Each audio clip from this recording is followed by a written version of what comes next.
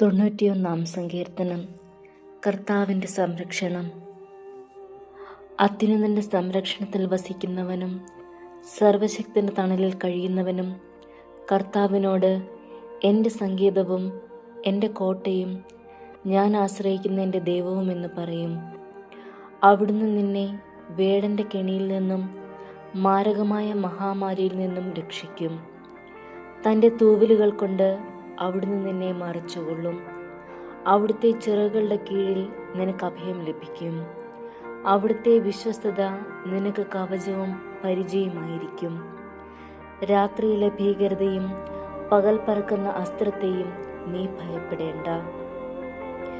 ഇരുട്ടിൽ സഞ്ചരിക്കുന്ന മഹാമാരിയെയും നട്ടുച്ചയ്ക്ക് വരുന്ന വിനാശത്തെയും നീ പേടിക്കേണ്ട.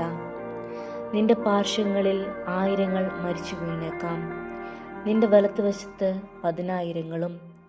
എങ്കിലും നിനക്ക് ഒരനർത്ഥവും സംഭവിക്കുകയില്ല. ദുഷ്ടരുടെ പ്രതിഫലം നിന്റെ കണ്ണുകൾ കൊണ്ട് തന്നെ നീ കാണും. നീ കർത്താവിൽ ആശ്രയിച്ചു, അത്യുന്നതനിൽ നീ വാസമുറപ്പിച്ചു.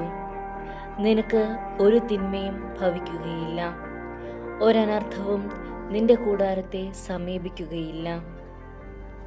നിന്റെ വഴികളിൽ നിന്നെ കാത്തുപാലിക്കുവാൻ അവിടുന്ന് തൻ്റെ ദൂതന്മാരോട് കൽപ്പിക്കും. നിന്റെ പാദം കല്ലിൽ തട്ടാതിരിക്കുവാൻ അവർ നിന്നെ കൈകളിൽ വഹിച്ചുകൊള്ളും. സിംഹത്തിൻ്റെയും അണലിയുടെയും മേൽ നീ ചവിട്ടി നടക്കും. യുവസിംഹത്തെയും സർപ്പത്തെയും നീ ചവിട്ടി മെതിക്കും.